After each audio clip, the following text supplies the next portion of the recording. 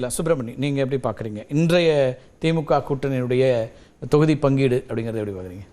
Sir, மக்கள் நீதி மையத்தை பொறுத்த வரைக்கும் டார்ச் லைட் வந்து கண்டிப்பாக மக்கள் மனதில் போய் சேர்ந்துடுது. ஓகே, அது நெகட்டிவ் பப்ளிசிட்டி கூட வச்சுக்கலாம். ஏன்னா ஒரு கழகங்கள் இல்லாத தமிழகத்தை உருவாக்க வேணும்னு சொல்லிட்டு உடைச்சாரு. ஆமாம், இன்னைக்கு போய் அறிவாலயத்தில் பார்த்தாரு, எந்த டிவி அந்த சிதறல்களும் அங்கே இல்லை, கண்டுபிடிச்சிட்டாங்க. ஏற்கனவே பார்த்துட்டார்ல, ஏற்கனவே பார்த்துட்டு ஒரு வாட்டி திருப்பி இன்னொரு வாட்டி பார்த்துட்டு அதில் வந்து டார்ச் லைட் இல்லை அப்படின்றது முடிவு பண்ணிட்டு வந்துட்டார். ஸோ ஒரு ராஜ்யசபா சீட்டுக்காக நீங்க ஒரு வார்த்தை சொன்னீங்களே சென்டென்ஸ் கமலஹாசனுக்கு. இப்போ எனக்கு என்ன பிரச்சனைனா சார், தயவுசெஞ்சு நான் குறிக்கிடுவேன், ஏன்னா ரொம்ப நேரம் காத்திருந்தீங்க. ஆனால் இதை சொல்லிடுறேன். இப்போ ஐயனாதன் சாரும் சில விஷயத்தை என்ன பேச வைக்கிறாரு, நீங்களும் கேள்வி கேட்குறீங்க. எனக்கு அதில் விருப்பம் இல்லை. ஆனால் இந்த கழகங்கள் இல்லாத தமிழ்நாடுன்னு சொன்னீங்கல்ல, இந்த சென்டென்ஸை ஸ்டேட்மெண்ட்டை நான் பாஜகலேருந்து கேட்டதா நினைவு சார். அதாவது இப்போ இன்னைக்கு தேதியில வந்து அவங்க யாரோட இருக்காங்க, தமிழகத்தை மீட்க வேண்டும் என்ற போது, திமுக கூட்டணி அகற்ற வேண்டும் என்ற போது எல்லாரும் வந்து ஒரு இணையில இணையறாங்க. சோ அந்த இதுல அப்ப வந்து அதிமுக கழகம் தானே, கண்டிப்பா கழகம் தான், கண்டிப்பா கழகம் தான். பட் திமுக கழகத்தை வந்து அகற்ற வேண்டும். ஓகே, அதுதான் இவங்க ஏதோ சொல்லிட்டு வந்தாங்க, அதெல்லாம் சாய்ச்சாங்களான்னு சொல்லிட்டு மக்களுக்கே தெரியும். சரி. ஸோ மக்கள் நீதி மையம் என்னை பொறுத்த வரைக்கும் என்னன்னா, ஒரு நல்ல ஒரு ஆளுமை உள்ள தலைவர், நல்ல ஒரு பப்ளிசிட்டி மக்கள்கிட்ட இருக்கு. அதை வைத்துக்கொண்டு ஒரு மாற்றத்தை கொண்டு வருவான்னு பார்த்தோம், கொண்டு வரல. But torch light has reached to the ஆளுமை உள்ள தலைவர்னு எப்பலேருந்து சொல்றோம் கமலஹாசன்? இல்ல, அவரோட இது செயல்பாடுகள் பார்த்தீங்கன்னா, கொள்கையை பார்த்தீங்கன்னா நல்லா சொல்லிட்டு வந்தாரு. திருப்பி ஆனா பார்த்தீங்கன்னா ஒரு அஸ்தமனம் ஆகிற மாதிரி போயிட்டு உதயசூரியன்ல போயிட்டு அஸ்தமனம் ஆயிட்டாரு. அதான் பிரச்சனை. சரி சரி. ஏன்னா மக்கள் எதிர்பார்த்தாங்க ஒரு மாற்றம் ஒன்று சொல்லிட்டு எதிர்பார்த்தாங்க. ஒரு நல்ல ஒரு கன்சிடரபிள் ஓட்ஸ் வர போல் பண்ணாரு. இந்த 2021 பார்த்தீங்கன்னா 12 லட்சம் வாக்குகள் பெருசு. காங்கிரஸ் வந்து ஒரு 19 லட்சம் தான் வாங்கினாங்க. ஸோ கன்சிடரபிளா வந்து 12 லட்சம் வாங்கினவருக்கு வந்து குறிப்பா ஒரு 6லேருந்து 8 தொகுதிகளாக கொடுப்பாங்க. ஏன்னா ஒரு ராஜ்யசபா சீட் கொடுத்துட்டாங்க.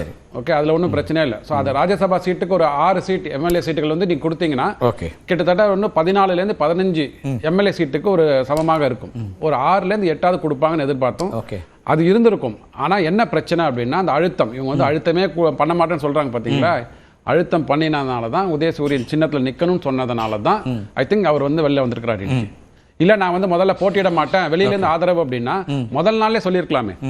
இவ்வளவு இழுபறிகள் ஒரு 30 நாளுக்கு அப்புறம் இந்த தேர்தல் கூட்டணி ஆரம்பிச்சு ஒரு 4 தடவை பேசிட்டு கடைசியில சொல்றாரு அப்படின்னா, அழுத்தம் இல்லைன்னு சொன்னா யாரும் நம்ப மாட்டாங்க மக்கள் நீதி மையத்தை பொறுத்த வரைக்கும். ஓகே, சரி, தேமுதிக வந்து பாத்தீங்கன்னா கண்டிப்பாக அவங்களுக்கு ஒரு போனஸ்.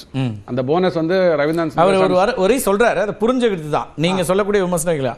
முதல்வர் அவர்கள் அன்போடு அளிப்பதை பெருமையோடு மறுப்பதும் அன்பின் வடிவமே. கமலஹாசனுடைய ஸ்டேட்மெண்ட். அவர் உலக நாயகன், கதை திரைக்கதை வசனம் நிறைய எழுதியிருக்கிறார் சார். அவர் சரி, உங்களையும் என்னையும் தாண்டி வந்து அவர் வந்து கதை திரைக்கதை எழுதுவதில் வந்து முன்னாடியே ஏற்றி வந்திருப்பார்.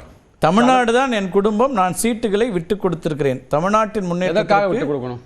2021 அவர் களம் காணும் போது என்ன பண்ணார்? திராவிட மாடல் 2.0 அரசு அமைவது இன்றைய தேவை. இது வெறும் ஆட்சி மட்டுமல்ல, காந்தி, பெரியார், அம்பேத்கர் ஆகியோரின் கொள்கைகளை எல்லாம் அவங்க ஜஸ்டிஃபை பண்றதுக்கான விஷயங்களை சொல்றாங்க. கொடுத்ததுக்கு காரணம் ஒரு ராஜ்யசபா அவர் சீட்டு கிடைச்சதுக்காக, சரி, வேற ஒண்ணுமே கிடையாது. ஏன்னா வந்து என்றைக்கு அவர் வந்து பாரத் ஜோடோ யாத்ரா ராகுல் காந்தி தமிழகத்திற்கு வந்த போது போய் சேர்ந்தாரோ அன்னைக்கே தெரியும். ஓகே, அரசியல் விமர்சகர்களாக எல்லாருக்குமே தெரியும், கண்டிப்பாக இவர் வந்து திமுக கூட்டணி போய் தான் வந்து சேரப்போகிறார் வருகின்ற தேர்தல்கள் எல்லாம். அதனால வந்து அவர் தேர்தலே போட்டியிடாம வெளியில இருந்து ஆதரவு தான் கொடுக்குறாரு. இது வந்து இந்த வாட்டி பண்ணினது வந்து முக்கியமாக அந்த சின்னம் கான்ட்ரவர்சியில போயிருக்குது. ஓகே, அதுதான் நான் தேமுதிக வந்து அவங்களுக்கு போனஸ் எப்படி கிடைச்சதுன்னு எனக்கு தெரியல.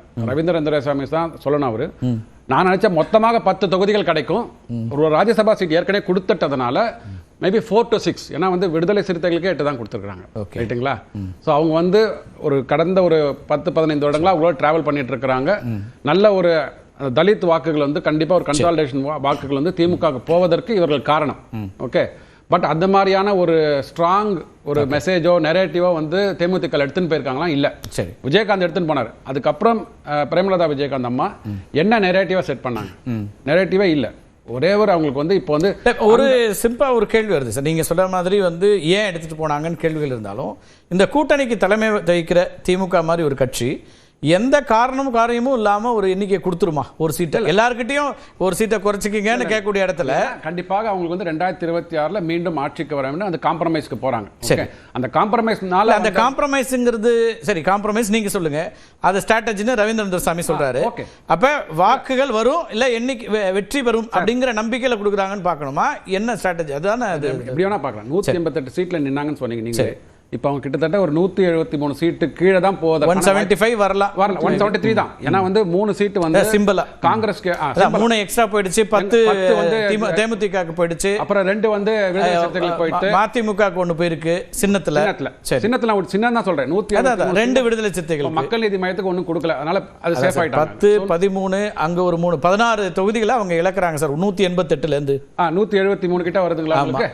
சோ எனிவேர் பிட்வீன் இப்போ வேற யாருக்கும் சீட் ஒதுக்கணுமான்னு தெரியல. மேபி 165 to 172 குள்ள வந்து வரும். சிம்பிளா 172 இருக்கலாம். சரியில்லை, வேற யாரும் இருக்க மாத்தல, மத்ததெல்லாம் சிம்பிள் தானே இருக்கு. இது காம்ப்ரமைஸ் இல்லீங்களா?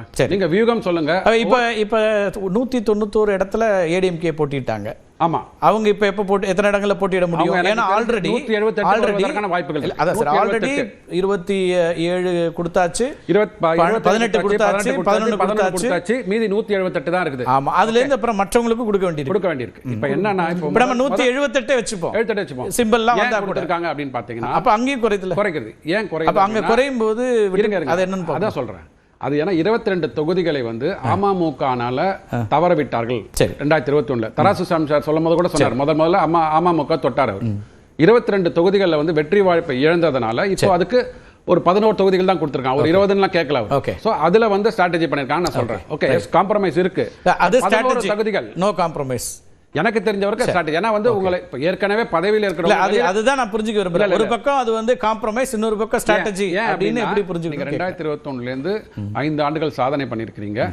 அப்ப நீங்க ரீடைன் பண்ணணும் அப்படின்னா நீங்க ஸ்ட்ராட்டஜி அப்படின்னா உங்களுக்கு ஆர்குமெண்ட்டுக்கு ஆன்டி இன்கம்பன்சி இவ்வளவு இருக்குது, ஆட்சி மாற்றம் வரப்போது, அலை இருக்குன்னா பிரதமர் சொல்றாரு. அப்ப இந்த காம்ப்ரமைஸ் வேணுமா இல்லனா இந்த ஸ்ட்ராட்டஜி வேணுமா அப்படி ஒரு கேள்வி. உங்களோட நியூஸ் சேனல்ல நேத்து அகில இந்திய அளவுல வந்து ஒரு சர்வே போட்டோம். இங்கேயும் போட்டீங்க இல்லையா? 123 தான் வந்து 2 சர்வே வந்துச்சு நேத்துக்கு. 116 வந்து ஏடிஎம்கேக்கு வரும்னு சொல்லிருக்காங்க. 123 இதெல்லாம் இன்னொரு சர்வே 180 திமுக 54 ஏடிஎம்கேன்னு சொல்றாங்க. அகில இந்திய அளவுல எனக்கு தெரிஞ்சு நடுநிலையான ஊடகம் நியூஸ் 18 நான் பார்க்கிறேன். ஓகே, அதே மாதிரி இன்னொரு அதுவும் உங்க கவனத்திற்கு ஓட் பைட்ங்கிற நிறுவனத்துடைய சர்வே. அது இன்னொரு நியூஸ் 18ல எக்ஸ்க்ளூசிவா வெளியிட்டோம் தகவலுக்கு. நியூஸ் 18ல வெளியிட்டீங்க. பட் நியூஸ் 18 எடுக்கப்பட்ட அந்த இது நேத்து நம்ம பப்ளிஷ் பண்ண அந்த சொல்றேன். 116 ஏடிஎம்கே, 123 டிஎம்கே. இதெல்லாம் வந்து இந்த அலையன்ஸ் 21 மார்ச்சுக்கு முன்னாடி எடுக்கப்பட்ட ஒப்பீனியன் போல். அதுக்கப்புறம் தான் பாத்தீங்கன்னா அலையன்ஸ்லாம் வந்திருக்குது. சோ ஆன்டி இன்கம்பன்சி இருக்குது அகைன்ஸ்ட். அப்படி இருக்கும்போது நீங்க ஸ்ட்ராட்டஜியா கூட நம்பரை குறைச்சிருக்க வேண்டாம்ல? இல்ல, இன்னும் நம்ம வின் பண்றது இது பண்ணணும், ஸ்ட்ரெங்தன் பண்ணணும். ஓகே, ரைட், பேசுங்க. ஸ்ட்ரெங்தன் பண்ணாதான் உங்களுக்கு 178 இருந்து வெச்சுக்கோங்க. மேபி 165க்கு வருவாங்க. ஓகே, ஒரு இவருக்கு ஜேகே வாசனுக்கு ஒரு 5-6 சீட்டுகள் கொடுப்பதற்கான வாய்ப்புகள் இருக்கு. ஓகே, 160 தெரியல, வரட்டும், வந்தா தெரியும். 5 so anywhere between 165 to 168 ADMK contest பண்ணுவதற்கான வாய்ப்புகள் இருக்கு. நான் ரைட். இப்போ அதே தான் திமுகவுக்கும் வருது கிட்டத்தட்ட. அவங்க குறைச்ச 2 பேருமே 15லேருந்து 20 எண்ணிக்கையை குறைச்சிக்கிறாங்க. அதுலேருந்து தான் ஷியாம் சார்ட்ட பேசிட்டு உங்கள்கிட்ட வர ஆண்டி நீங்கள் தான் நிறைய பதில் சொல்லணும். நான் வந்து ஐயநாதன் ஐயர் அவர்களுக்கெல்லாம் நான் ஏன் பதில் சொல்லணும், நீங்கள் தான் பேசணும். நான் வரேன். நான் ஷியாம் அவர்கிட்ட கேட்டது இல்லை. கமல்ஹாசனுடைய முடிவை நீங்கள் எப்படி பார்க்குறீங்க?